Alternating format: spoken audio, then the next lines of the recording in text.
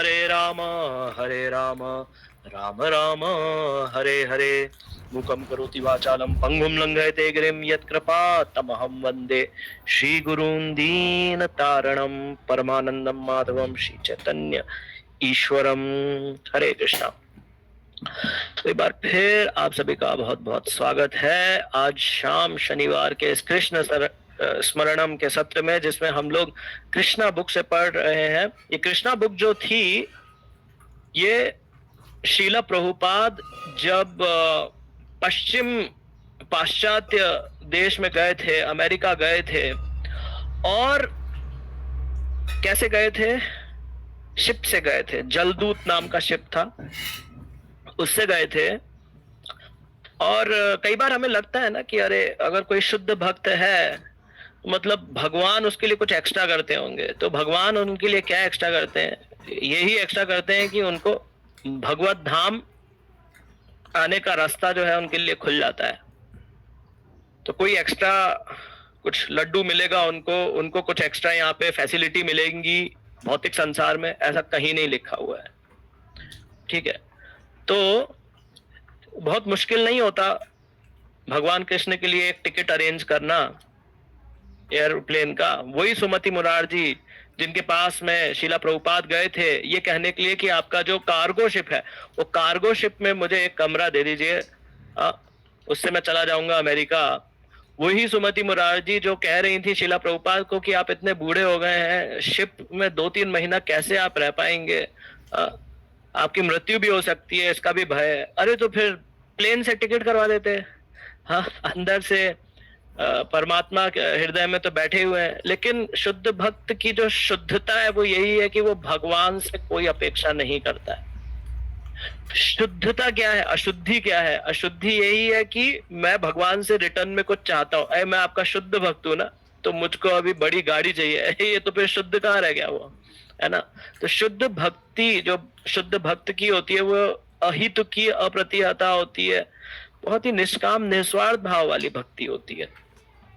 तो शिप से आए, और जब शिप से आए तो उसमें 2 बार हृदय आघात, हार्ट अटैक, 2 हार्ट अटैक आए शीला प्रभुपाद को।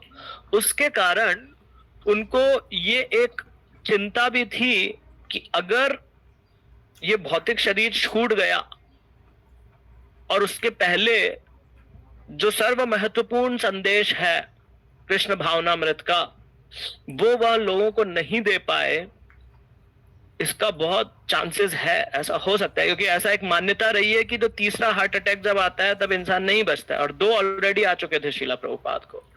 तो इसलिए उन्होंने जो 10वां स्कंद है श्रीमद् भागवतम का, भागवत पुराण का, उसको एक किताब के रूप में, और उसमें सारी फिलॉसफी, सारे सिद्धांत और सारे जो पहले के कैंटोज हैं उनका निचोड़ भी सब एक किताब में लग दिया।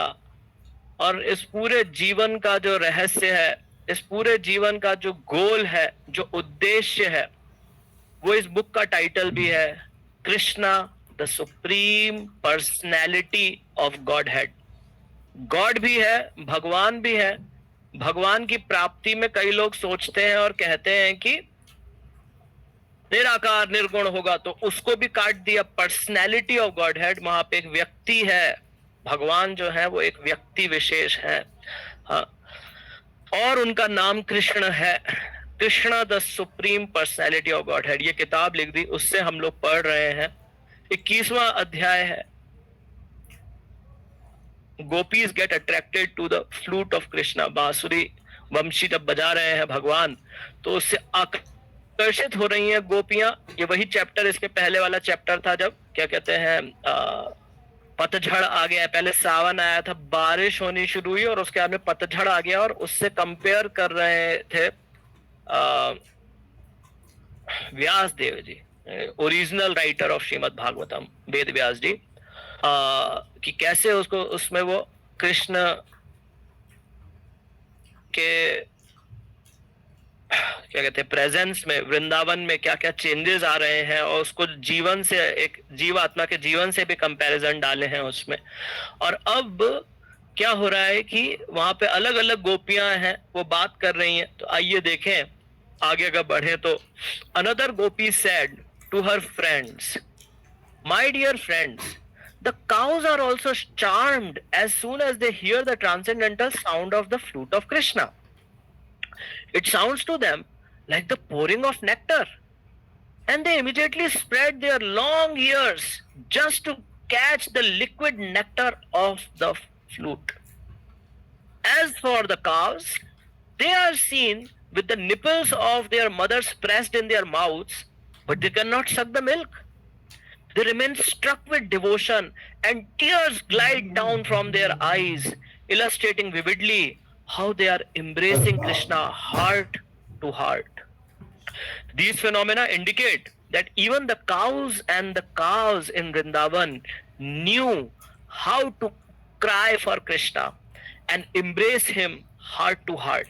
Actually, the perfection of Krishna consciousness can be culminated in the shedding of tears from the eyes. इसमें थोड़ी चर्चा करेंगे, फिर अगला भी पढ़ेंगे. तो हिंदी में एक बार इसका अनुवाद देखते हैं. एक अन्य गोपी ने अपनी सहेलियों से कहा, मेरी प्यारी सहेलियों, कृष्ण की बांसुरी वंशी की दिव्य ध्वनि सुनते ही गाय भी मुग्ध हो जाती हैं. उन्हें यह अमृत की वर्षा के समान लगती है और वे तुरंत अपने लंबे कान फैलाकर बांसुरी के उस अमृत को ग्रहण करने लगती हैं. बछड़े तो अपनी माताओं के थनों को मुंह में दबाए रहते हैं, परंतु दूध नहीं पी पाते. वे भक्ति में लीन रहते हैं और उनकी आंखों से आंसू बहते रहते हैं, जो स्पष्ट रूप से दर्शाते हैं कि वे हृदय से कृष्ण को गले लगा रही हैं. यह घटनाएं दर्शाती हैं कि वृंदावन की गाय और बछड़े भी कृष्ण के लिए रोना और हृदय से उन्हें गले लगाना जानते थे. वास्तव में कृष्ण चेतना की पूर्णता आंखों से आंसू बहाने में ही सिद्ध होती है. हरे कृष्ण. थोड़ी सी इस पर चर्चा करेंगे. परम पूज्य श्रील गौर गोविंद स्वामी महाराज कहते हैं कि हमारा जो ये इस्कॉन, जो आप जानते हैं इस्कॉन है, इस्कॉन में जो हिंदू धर्म जो बताया गया है, समझाया गया है, ये क्या है, ये कौन सा रिलीजन है? This is crying religion. It is a religion where we teach you. We have, हम लोगों ने एक स्कूल खोला है. क्या स्कूल खोला है? We have opened a school which teaches you how to cry for Krishna. यह हमारे जीवन का उद्देश्य है.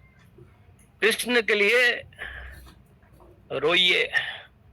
कृष्ण के लिए रोना जीवन का उद्देश्य होना चाहिए.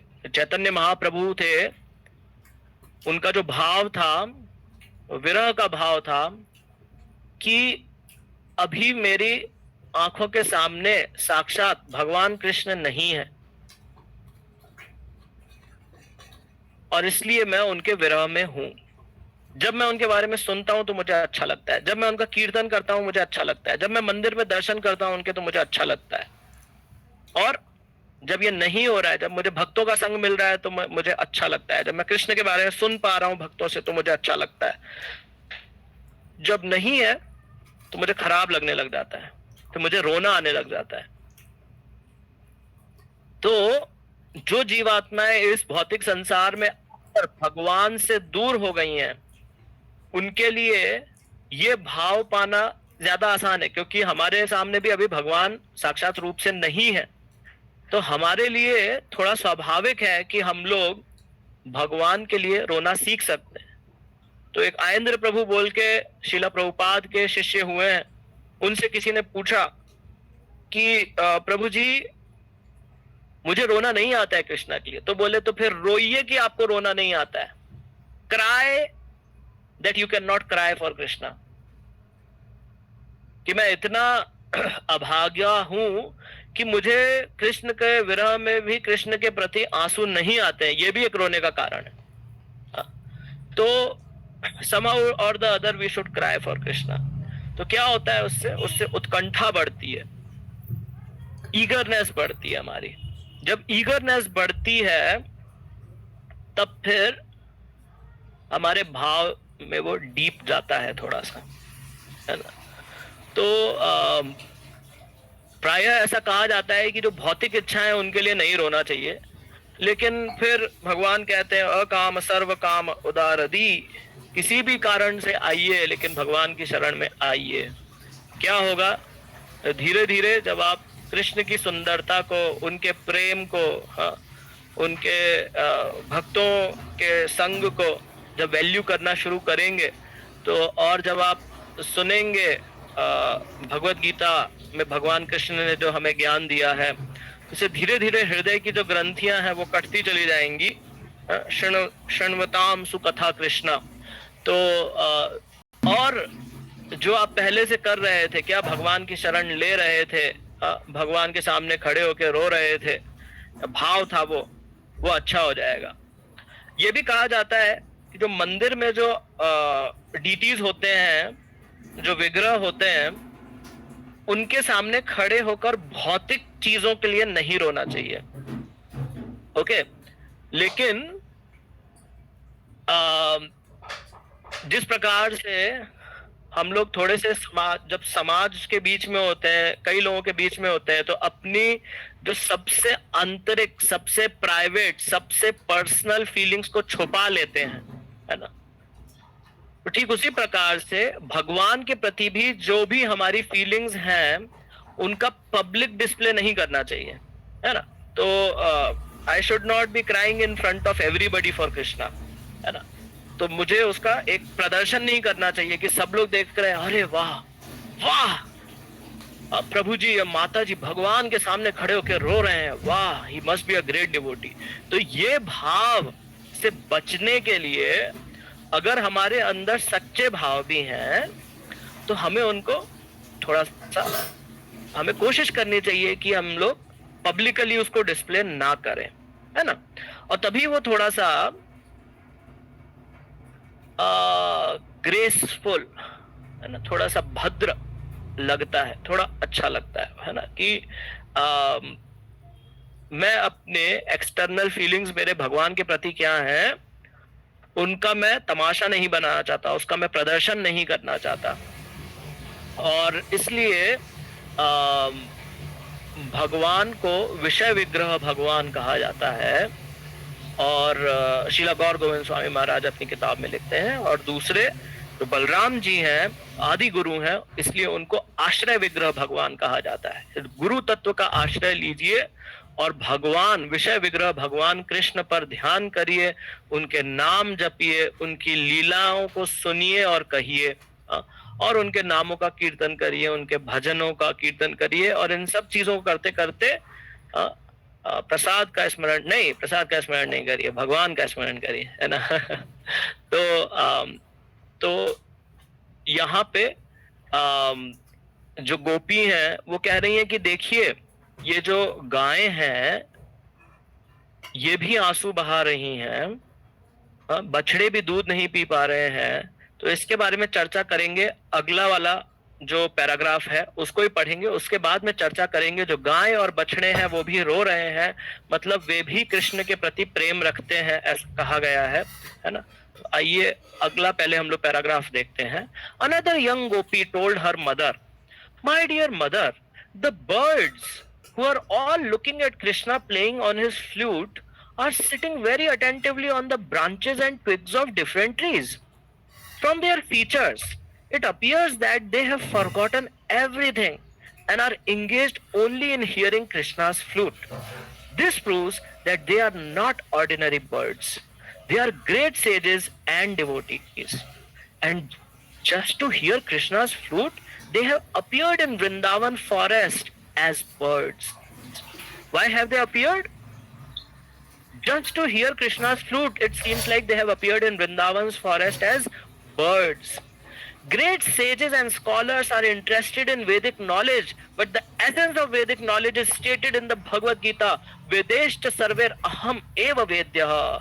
Through the knowledge of the Vedas, Krishna has to be understood. From the behavior of these birds, it appeared that they were great scholars in Vedic knowledge, and that they took to Krishna's transcendental vibration and rejected all branches of Vedic knowledge. Even the river Yamuna, very much desiring to embrace the lotus feet of Krishna after hearing the transcendental vibration of his flute, broke her fierce waves to flow very nicely with lotus flowers in her hands, just to present flowers to Mukunda with deep feeling. हरे कृष्ण. इसका हिंदी भी देखेंगे. एक अन्य गोपी ने अपनी माता से कहा, हे माता, जो पक्षी कृष्ण की बांसुरी वंशी बजाते, कृष्ण को बांसुरी वंशी बजाते हुए देख रहे हैं, वे विभिन्न वृक्षों की शाखाओं और टहनियों पर बड़े ध्यान से बैठे हैं. उनके चेहरे से ऐसा प्रतीत होता है कि वे सब कुछ भूलकर केवल कृष्ण की बांसुरी वंशी सुनने में लीन हैं. इससे सिद्ध होता है कि वे साधारण पक्षी नहीं हैं. वे महान ऋषि और भक्त हैं और केवल कृष्ण की बांसुरी सुनने के लिए ही वृंदावन में पक्षियों के रूप में प्रकट हुए हैं.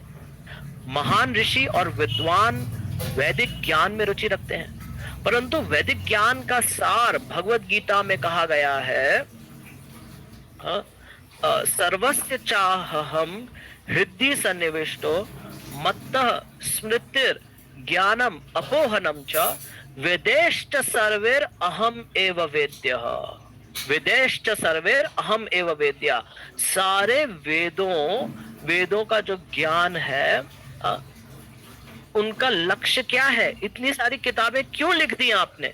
क्यों इतने सारे वेदों का संकलन करा? हे वेद व्यास जी, हमें बताइए.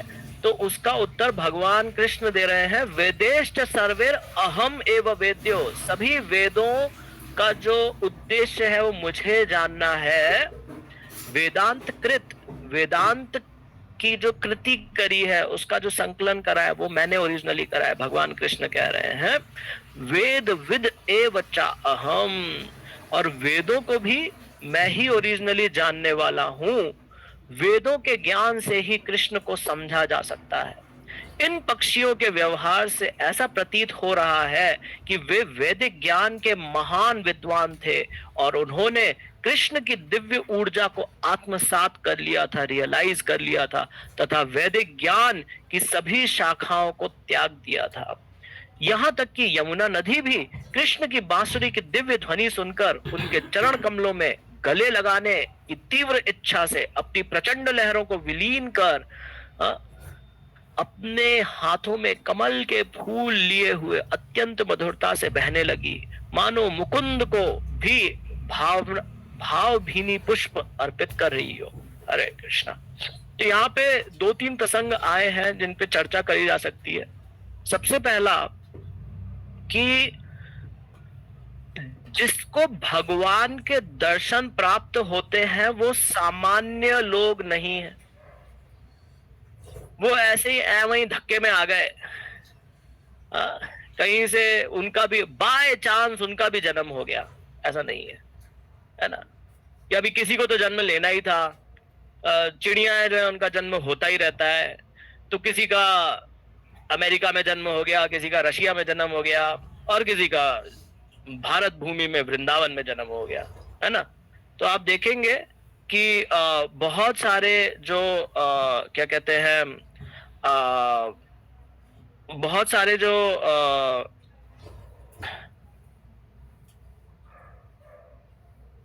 लोगों का जो जन्म होता है, उन्हें ऐसा लगता है कि शायद दिस इज बाय चांस, लेकिन इस संसार में नथिंग इज बाय चांस, है ना. और कितने ही लोग होंगे जो कि चाहते होंगे कि उनको भी जन्म मिले ऐसा जहां पे भगवान के दर्शन हो सके. जो पुजारी होते हैं उनको भगवान की वेदी ऑल्टर पे जाने का अवसर मिलता है. वो भगवान को पुष्प भी अर्पण करते हैं, उनके चरणों में भी पुष्प रखते हैं. और कई बार कोई पुष्प जमीन पे गिर जाता है तो उन्हें निर्देश दिया जाता है, इस पुष्प को आप निर्माल्य में डाल दीजिए, फेंक दीजिए उसको कचरे में. लेकिन वहां पर जो दर्शन करने हम लोग जो जाते हैं, हम लोगों के लिए वो भी इतना वैल्यूएबल होता है कि हम लोग कई बार आग्रह करते हैं पुजारी से कि वो जो नीचे गिर गया है वो पुष्प मुझे दे दीजिए, मुझे वो नीचे गिरा हुआ पुष्प भी चलेगा, क्योंकि वो भगवान के पास रखा हुआ था, भगवान के ऑल्टर की जमीन पे गिरा, उधर उस पे गिरा है ना. वो तो बहुत ही शुद्ध है, बहुत ही दिव्य है ना. तो मुझे वो चलेगा, भगवान के चरणों से आया है ये. तो उसकी वैल्यू यहाँ पे जो है पास में है वो कई बार उसकी वैल्यू नहीं समझ पाते, क्योंकि पूरा थाल भरा हुआ है फूलों का, जितना चाहिए पूरा ऐसा जेब में भर भर के, दोनों जेब में भर भर के 10 15 20 फूल ऐसे लेके जा सकते हैं, है ना। लेकिन जो सामने से जो देख रहे हैं वो बोलते हैं वो छोटा सा पुष्प भी दे देंगे ना तो राधा रानी के चरणों से या भगवान कृष्ण के चरणों से, तो मतलब इतना प्रसन्नता होती है उनको जैसे उनका जीवन सफल हो जाए। तो इसे कहते हैं कि जिस भी चीज की थोड़ी डिमांड होती है इस दुनिया में उसके लिए लंबी लाइन लगी होती है ना। तो अगर ब्रह्मा जी डिसाइड कर रहे हैं कि जब भगवान कृष्ण होंगे वहां पे, तब वृंदावन में चिड़िया की तरह जन्म लेने के लिए कौन चाहता है जन्म लेना, तो एक लंबी लाइन लग जाएगी वहां पे भक्तों की, देवताओं की, साधुओं की, जो हजारों साल से तपस्या कर रहे हैं, फिर उसमें से कोई चुनिंदा जिसके अंदर भक्ति है और जिसकी ये इच्छा है। क्या इच्छा है? केवल 2 ही इच्छाएं हैं। जब भगवान वहां पे होते हैं तो मैं भगवान को देखना चाहता हूं, मैं सुनना चाहता हूं, मैं बाकी सब कुछ भूल जाता हूं। ऐसा नहीं होता है कि जब मैं भगवान का नाम ले रहा हूं तो उस वक्त क्या कहते हैं क्रिकेट याद आ रहा है, या मैं भगवान का नाम ले रहा हूं तो मेरे लिस्ट आ रही है दिमाग में कि अच्छा ये चाहिए वो चाहिए, ये करना है वो करना है। तो जब भगवान है सामने, अपने नामों में है या साक्षात रूप से है, तो तब मेरा पूरा अटेंशन उनकी तरफ है। और जब भगवान नहीं है मेरे सामने तो मैं उनको मिस कर रहा हूं, मैं उनके विरह भाव में हूं। मैं यही 2 चीजें, एक तो भगवान को याद कर रहा हूं और दूसरा ये कामना कर रहा हूं कि कब भगवान लौट के आएंगे। तो 2 ही चीजें, जब मैं भगवान के साथ हूं तो मुझे बहुत अच्छा लगता है, और जब मैं भगवान के साथ नहीं हूं तो मैं दुखी हूं, तो रो रहा हूं, crying for Krishna, crying for Krishna. What is the eligibility? That is the eligibility. क्या पात्रता है? यही पात्रता है। क्या पात्रता है? कि जब कृष्ण के साथ में नहीं होता है तो कृष्ण के विरह में रोता है। That is the goal of one's life. तो एंट्री किसको मिलती है वृंदावन में? Who is always thinking of Krishna. मतलब अगर आज की तारीख में मैं साधक भक्त हूं और मेरे हृदय में भगवान के लिए जो प्रेम है अभी पूरी तरीके से शुद्ध नहीं हुआ है, मैं बोर हो जाता हूं। तो आपको, मुझको अभी मैं तैयार नहीं हूँ स्पिरिचुअल वर्ल्ड जाने के लिए। क्यों तैयार नहीं हूँ? क्योंकि वहां का जो भाव है वो मेरे भाव से अलग है थोड़ा सा, है ना। थोड़ी देर मैं कृष्ण कृष्ण करूंगा, थोड़ी देर भगवान कृष्ण रहेंगे, तब तक अच्छा लगेगा। उसके बाद में अगर कृष्ण चले गए तो जो बाकी के वासी हैं सब वहां वृंदावन वासी, ब्रजवासी, वो तो भगवान कृष्ण की यादों में डूब जाएंगे और मैं बोलूंगा अरे बोर हो रहा है यहाँ पे, क्या हो रहा है ना। मतलब मेरा जो भाव है वो अभी रेडी नहीं है। अगर रेडी होगा तो भगवान कोई देरी नहीं करते हैं, the moment we are ready, है ना। इसीलिए हम लोग सत्व के बारे में पढ़ते हैं, सुनते हैं, ये सत्व में क्या क्या हैबिट्स होती हैं। अगर मैं उसके बाद भी सत्व में नहीं आया हूं, वो इसीलिए नहीं आया हूं क्योंकि सत्व मेरे लिए बड़ा ही बोरिंग टॉपिक है।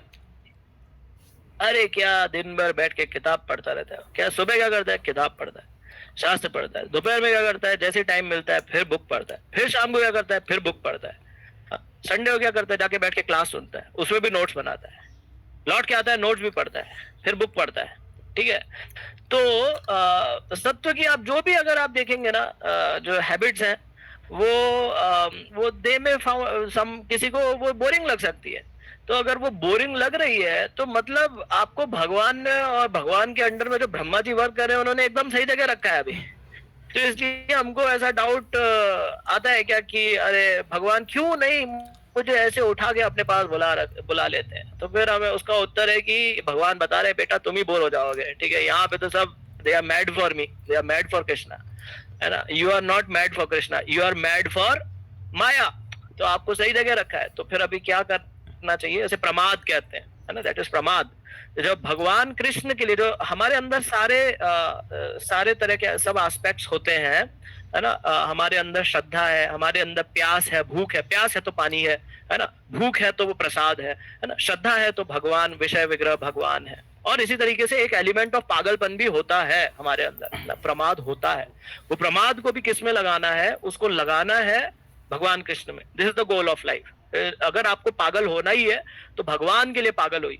लेकिन अभी हम लोग क्या है, हमारा जो प्रमाद है वो भौतिक चीजों में लगा हुआ है। जैसे कहते थे कि एक श्री स्वयं भगवान केशव स्वामी महाराज है, एस बी केशव स्वामी महाराज, वहां विदेश में उनका जन्म हुआ, फिर यहाँ पे आके उन्होंने संन्यास लिया और अभी बहुत यंग है, 20-25 साल से ऊपर नहीं होंगे। वो कहते हैं कि अरे लोग कितने पागल होते हैं, पहले लोग साइकिल चलाया करते थे, अभी लोगों ने साइकिल चलाना छोड़ दिया है, कार खरीद दिया, कार खरीद के कार से जाते हैं जिम में जाके वो बिना पहिए की साइकिल चलाते हैं। ठीक है, तो this is madness, this is madness. ठीक है, पहले इंसान क्या कहते हैं, नॉर्मल ऐसा वो लगता था, सब्जी लगती थी, सब्जी तोड़ते थे, खाते थे, लाते थे, खाते थे, भगवान प्रसाद लगाते थे, खाते थे। उसके बाद में पेस्टिसाइड डालना शुरू कर दिया, पेस्टिसाइड डालना शुरू कर दिया, फिर ये हो गया कि अभी उससे पॉइजनस हो जाती हैं चीजें, तो पॉइजनस हो जाती हैं तो फिर अभी पेस्टिसाइड डालना छोड़ दिया। अभी पेस्टिसाइड वाले से ज्यादा महंगा मिलता है ऑर्गेनिक, जो पहले रेगुलर रेट पे मिलता था, अभी वो ऑर्गेनिक खाते। ठीक है, ज्यादा पैसा देके।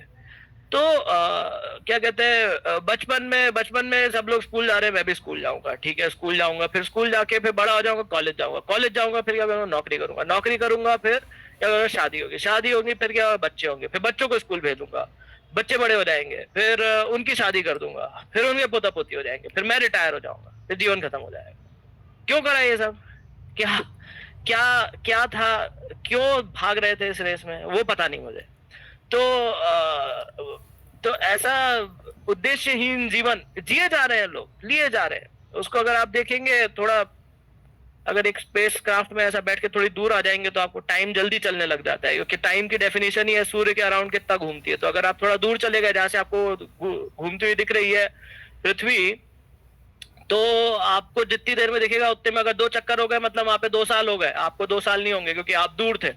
फिर लौट के आएंगे तो आप देखेंगे, अगर भगवान कृष्ण ने बिठा लिया, देवी देवताओं ने साथ में बिठा लिया, तो आप देखेंगे कि पुनर्जन्म हो जाएगा। पुनर्जन्म हो जाएगा तो फिर क्या करेगा, फिर से यही करेगा, स्कूल जाएगा, फिर कॉलेज जाएगा, फिर नौकरी ढूंढेगा, फिर उसको लगेगा इस बार मेरी शादी होने वाली है, पहली बार शादी होने वाली है मेरी, फिर बच्चे होंगे, फिर उनको बड़ा करेगा, फिर उनकी नौकरी लगेगी, फिर उनकी शादी करेगा, फिर उनके बच्चे होंगे, फिर मर जाएगा। फिर जीवन मृत्यु का चक्र जो है ना, उसमें चले जा रहा है। क्यों चले जा रहा है पता नहीं है, पर चले जा रहा है। ठीक है, इसे कहते हैं प्रमाद, इसे कहते हैं पागलपन। आपको पता नहीं है आप क्या कर रहे हो, लेकिन आप करते रहते हो वही, इसे कहते हैं पागलपन। तो इस पागलपन से कैसे निकला जा सकता है? जब हम लोग हरे कृष्ण महामंत्र का जाप करते हैं, हरे कृष्ण कृष्ण कृष्ण हरे हरे, हरे राम राम राम हरे हरे, तो फिर इस पागलपन से हम लोग निकल सकते हैं और भगवान में, भक्तों के संग से ही भगवान के प्रति थोड़ी सी प्रीति बढ़ा सकते हैं। कैसे प्रीति बढ़ा सकते हैं? सेवा करके और कृतज्ञता लाके। जो मुझे ज्ञान का चक्षु दिए हैं, गुरु ने मेरी आंखें खोली हैं, जो मुझे इस दुनिया के सत्य के बारे में बताया है, जीवन मृत्यु के चक्र में कैसा मैं पागलों की तरह लगा हुआ हूँ, इससे निकालने का जो मुझे प्रयास करा है, उसके लिए मैं ग्रेटफुल हो जाता हूँ। जितना मुझे इस संसार में, इस जीवन में भगवान ने दिया है ना, जरूरत से थोड़ा ज्यादा ही दिया है, वो देखकर मैं जब कृतज्ञता का भाव आता है, तब फिर मुझे भगवान की सेवा करने में थोड़ा आनंद मिलता है ना। तो उससे, भक्तों की सेवा करने से भगवान के प्रति प्रीति बढ़ती है। और आखिरी विषय बस यही है इसमें कि जब ऐसे हमारी भक्ति बढ़ती जाती है, तब फिर हमें अलग अलग योनियों में, अलग अलग भावों में, अलग अलग रसों में भगवान के साथ में अपने प्रेम का आदान प्रदान करने का अवसर मिलता है। इसलिए धाम के जो भी जीव है, वहां का कोई छोटा सा कीड़ा मकोड़ा भी है, तो उनका जीवन बहुत दिव्य होता है। और इसलिए हमें धाम में जाकर धाम वासियों के प्रति अपराध नहीं करने चाहिए, उनके प्रति विशेष हमारे मन में आदर होना चाहिए। जब हम धाम वासियों की वैल्यू को समझेंगे, भक्तों की वैल्यू को समझेंगे, तभी हमारे अपराध इनके प्रति कम होंगे। और भक्ति में जो तत्परता आती है, आतुरता आती है, उत्कंठा आती है, ईगरनेस आती है, वो भक्तों के प्रति जो हम लोग असंख्य अपराध कर रहे हैं, उनमें कमी आने के बाद ही आनी शुरू होती है ना। जब इंसान भगवान की वैल्यू करता है लेकिन भक्त की वैल्यू नहीं करता है, तो उसे जूनियर डिवोटी कहा जाता है, कनिष्ठ अधिकारी। जब वो भगवान के साथ साथ भगवान के भक्तों की भी वैल्यू करना शुरू करता है, रिस्पेक्ट करना शुरू करता है, तब फिर धाम के द्वार खुलने शुरू होते हैं। ठीक है, इसी के साथ में यहीं पे ही समाप्त करूंगा। आप सभी का बहुत बहुत आभार व्यक्त करना चाहूंगा कि आज आप सभी के सौजन्य से हम लोग कृष्ण के बारे में थोड़ी चर्चा, भगवान कृष्ण के बारे में कर पाए। तो आपके ऑडियंस के लिए बहुत बहुत धन्यवाद। 6:30 बज चुके हैं, अब टाइम आपका है वापस। अगर कोई प्रश्न है तो रुक सकते हैं, वरना यहीं पे समाप्त करेंगे। ग्रंथराज श्रीमद् भागवतम की जय। जगत गुरु श्रील प्रभुपाद की जय। हरे कृष्ण। बहुत बहुत कृष्ण प्रभु जी। हरे कृष्ण प्रभु जी। हरे कृष्णा प्रभु जी। हरे कृष्ण। हरे कृष्ण। हरे कृष्ण। हरे कृष्ण प्रभु जी। हरे कृष्ण।